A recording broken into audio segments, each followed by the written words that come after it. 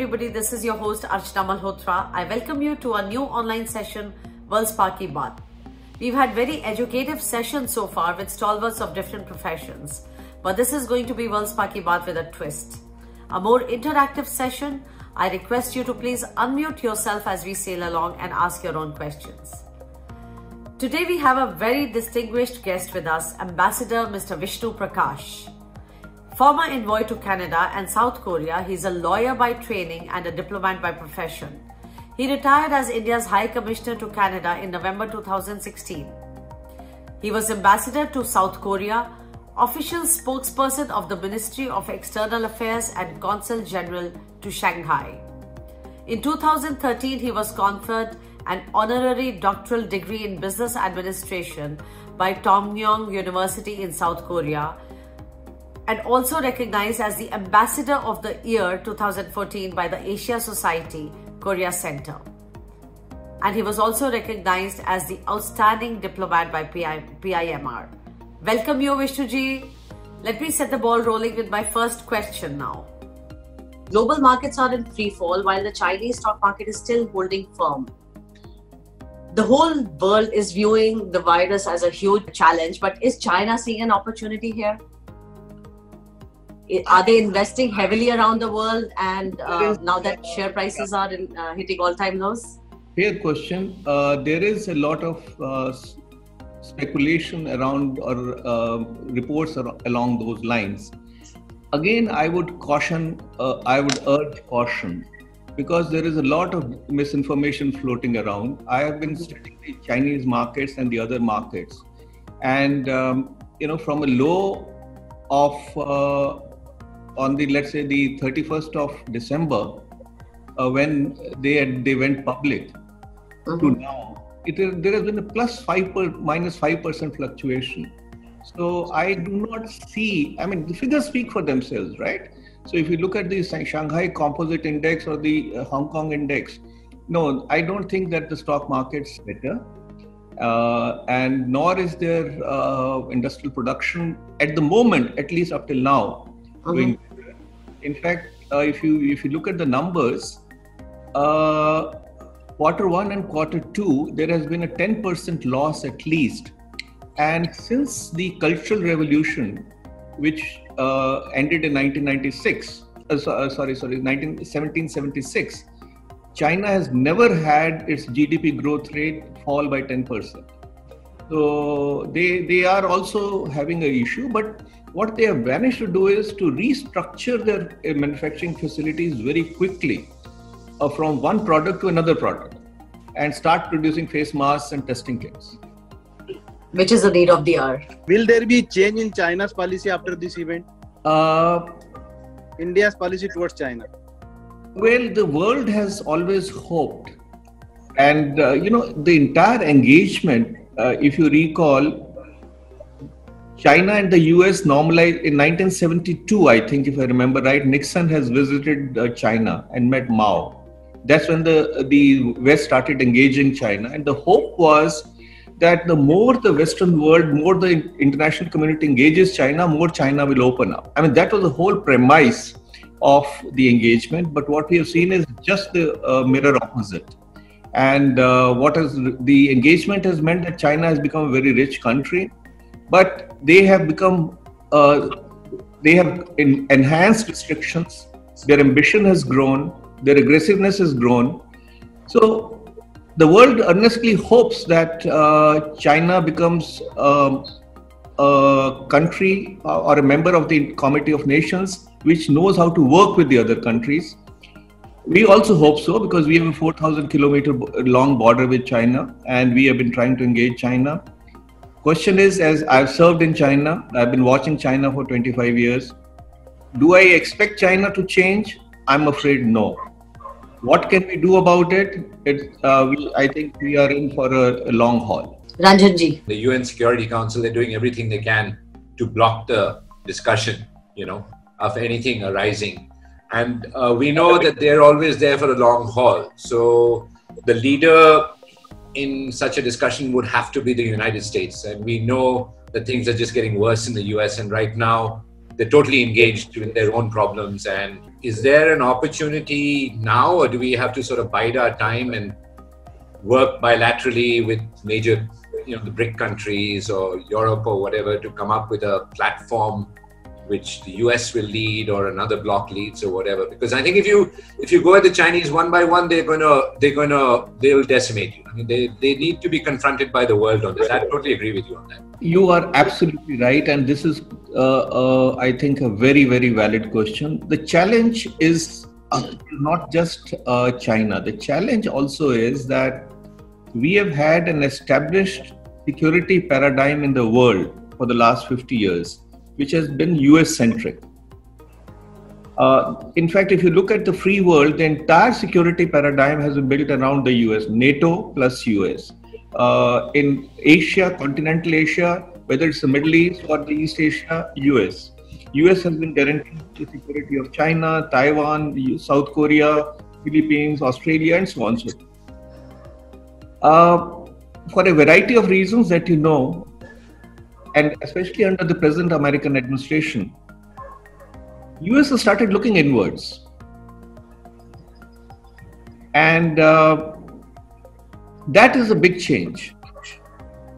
Now, also, number two, while Europe has a security architecture, Asia does not have a security architecture, continental Asia or Indo-Pacific region. And you are spot on that it's not possible to have a meaningful dialogue with China one-on-one. ASEAN region has seen that. The Southeast Asian region has seen that. So yes, there are challenges. To your very valid question, I do not have an answer that I can say definitively. I'll again come to that my earnest hope is at this juncture for like-minded countries to at least come together. Now, let me bring in another pointer. You remember that a few days ago, the G7 foreign ministers, some ministers meeting had happened, the G7 meeting. Pompeo, the Secretary of State, wanted to describe coronavirus as Chinese virus. And the joint statement could not be issued because European powers, especially France, Germany, and Italy, were not even ready to call it China virus. If that is the case, how do you handle it? So again, the least in my view that can be done is because the UN Security Council has been rendered non-functional. WHO is doing the Chinese bidding. The background of the DG of WHO is public knowledge. So at least the world should come together, like-minded countries should come together on a common platform through a teleconference and agree on a joint statement and at least issue a joint statement saying, Mr. China, sir, XYZ are the questions. Can we ask for some meaningful answers? At least that's the first step, but I don't know when will that happen. Is there also an opportunity, longer run for India now to push and become part of that Security Council? But,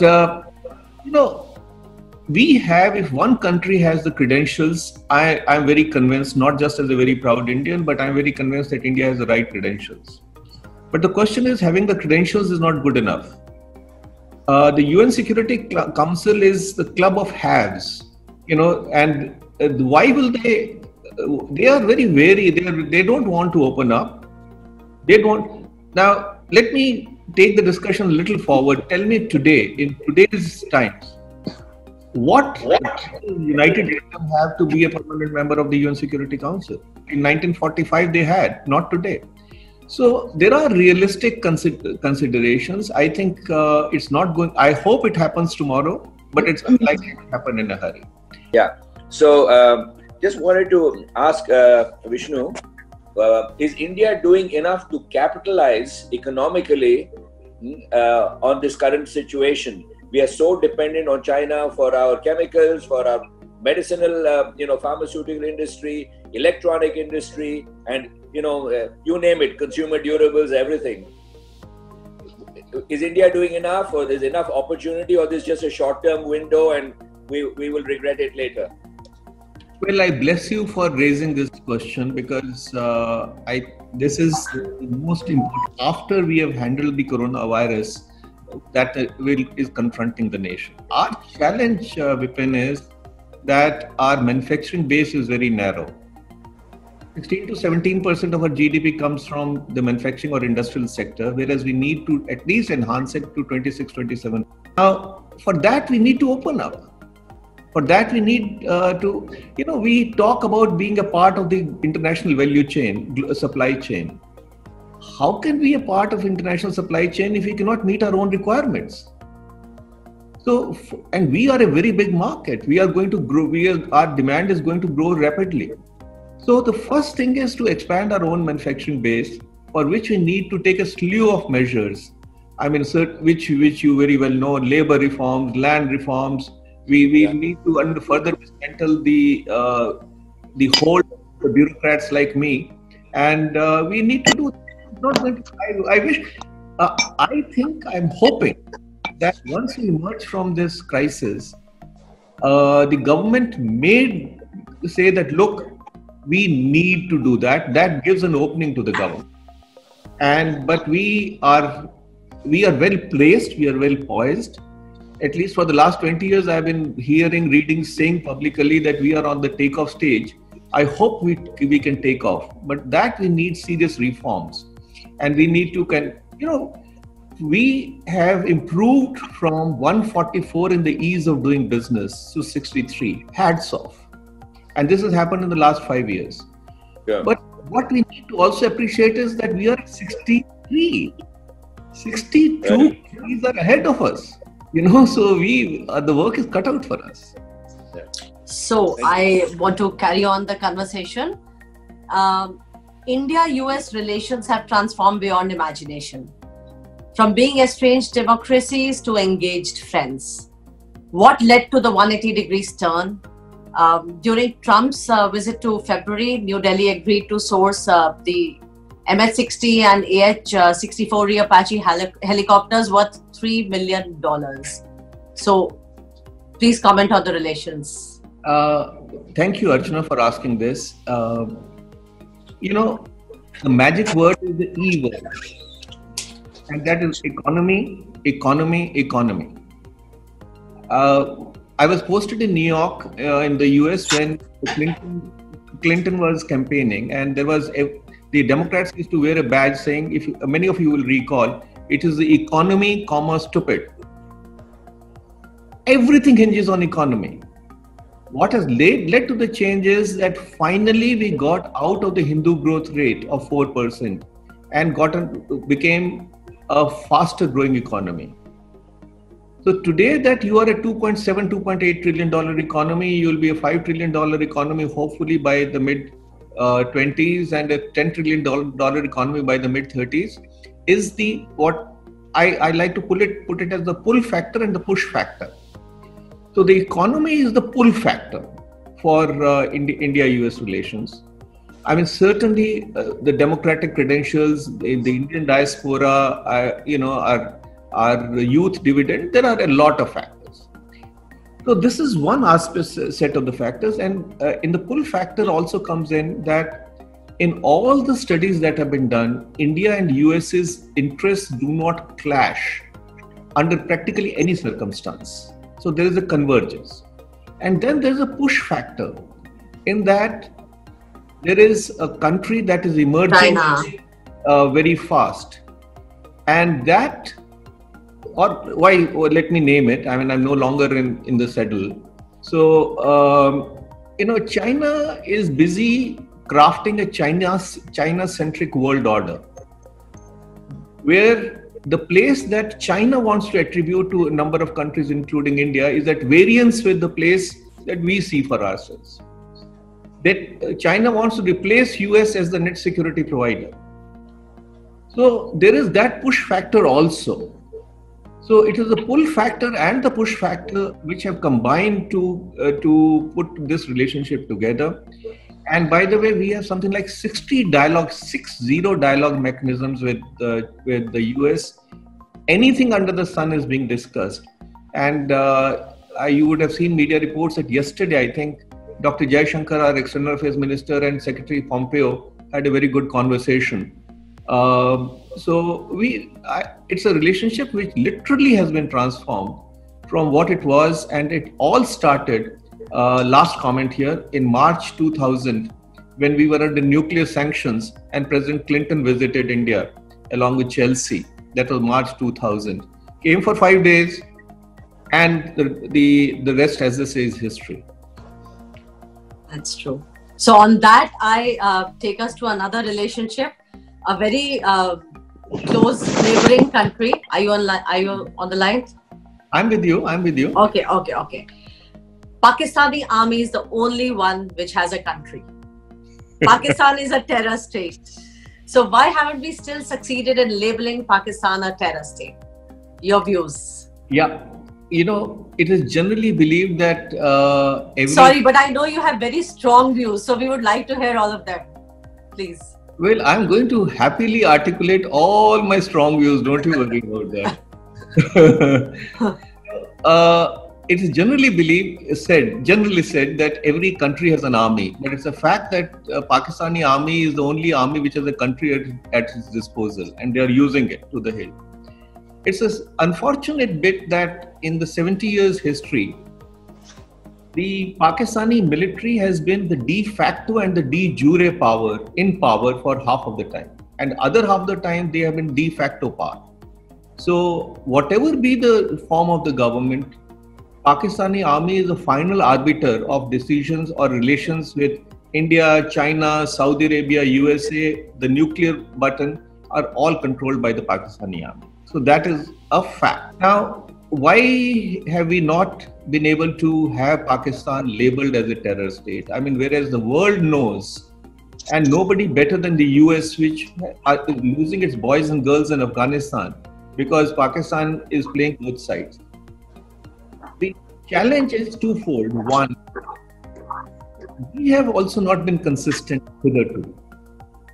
If you look at our own track record, we are upset, angry for various reasons, and then we make a grand gesture. Yeah, with hindsight. So there has been a bit of an iffy approach on our part. Secondly, let's also face it that Pakistan is the 5th largest country on the planet in terms of population. 230 million people. It's a nuclear weapon state. It's a state which deals with a gun on its own temple. Do this or I'll blow my brains out. I'm exaggerating to trying to make a point, but that's the whole challenge. Now, the challenge goes to the extent that US, as President Trump has said, US has given $33 billion at least in the last 20 years since 2001 to Pakistan to behave. And what has Pakistan done? So we have a rogue state on our borders, unfortunately, where the jihadis rule the roost. The Pakistani army rules the roost, and we have a big challenge. And this challenge is not going to go away in a hurry. It will ebb and flow. But unfortunately, that's the nature of the beast that we have, that we will, and they are being supported to the hilt by China. Because China is using Pakistan as a cat's paw to try to keep India off balance. And that unholy alliance, I think, will continue for a while. This is away from the politics. It is something which is very passionate to Vishnuji, and I want to tell everybody about it because not many of us know about this. During our conversation the other day, you shared that you, along with more leaders from civil services, are part of Samkalp, a 30-year-old NGO helping young graduates prepare for civil services exams, interviews, and group discussions. And that is such a noble thought. And I'm sure it's a great effort, and I know you're very passionate about it. So please elaborate about Samkalp and how can it benefit our kids as well. I really appreciate your bringing up that the Sankalp factor. Any friend who is listening to the conversation could just Google search it. It's Sankalp, Samkalp, Samkalp. And in 1990, I think some of the senior civil servants, IAS, IPS, IFS, academics, some others, they got together and said, look, let's give something back to the society. And they have constituted this NGO which does completely pro bono work. The best part is nobody who is involved with that gets a penny. Yes, from my side, in this whole COVID situation that is going on, do you see the world behaving as one right now, or every country is doing something of their own and there's no common global fight towards it? What's your view from a international affairs standpoint? Answer is yes and no. In some cases, we have to come together because the best practices have to be shared. The scientific knowledge has to be shared. If we are doing research, R&D, we can share that. Because the big challenge is to come up with a vaccine or at least a medicine, and experiments are being done, as you know that. So yes, there is collaboration and amongst various countries to exchange notes, to keep each other informed. So to that extent, yes. But it's also a crisis of the proportions that mankind has rarely seen. So everybody will first take care of their own needs, of course, and then attend to the others. Because at the moment, people are grappling. Countries in Europe and the US, etc. Look at the numbers; they're frightening. Our foreign policy is changing, and we already discussed China, America. So how do you see our foreign policy 10, 15 years down the road? How do you think it's going to pan out for India, and where is India going to be? It will all hinge on 2 or 3 factors, internal and external factors. What do we need? Let's turn this, look at it slightly differently. Internally, we need 2 or 3 things. We need stable governments. I dread to think of a situation we are back to coalition governments. And so I really hope that we have, whichever government comes to power, we have majority governments. I really hope that we do not see civil strife, because that is something that can cause difficulties. And also the economy. Everything hinges, I can say that again, the rest is a matter of detail, because so long as the economy does well, our defense will do well, our security will do well, our science will do well, our R&D will do well.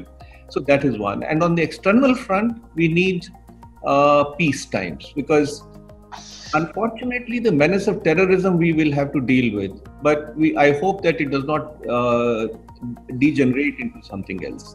There are these imponderables that one has to point out. But that said, I am quite hopeful that as we become more stronger economically, we will be able to forge better partnerships. We will be able to play a more active role in the Indo-Pacific region. We have been a net security provider in any case. So we have a brand equity which is unparalleled. We have a cultural might which is unparalleled. And these are very good times for India. But we need to stay the course, because even when our economy is a $10 trillion economy by mid-30s, our per capita income will be still around $7,000. So even then, and then there is this huge disparity. So while there are huge challenges, there are huge opportunities. We also have challenges on the educational side, on putting our youngsters to work. So it's a mixed bag, but I've never been more bullish on India. That's awesome. And with that, we want to end the session now. Thank you everyone for taking time out to attend the session, and thank you Vishnu ji for giving us your valuable time. And thank you Archana and Rakesh for moderating it, for putting this together. Hats off to both of you. Thank you. Thank you very much.